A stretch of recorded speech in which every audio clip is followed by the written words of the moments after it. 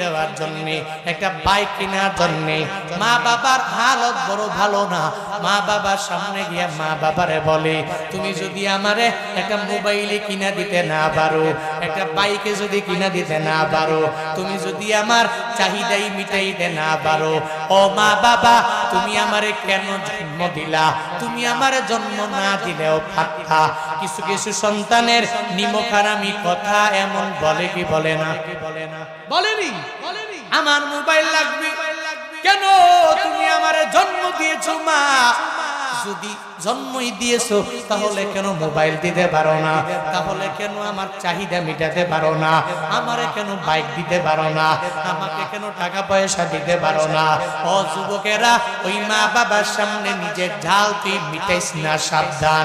মা বাবার দোয়া নিয়া বান্দা আগাইয়া যাও। আল্লাহ পাক নিজেই ওসিয়ত করে জানাইয়া দিলেন।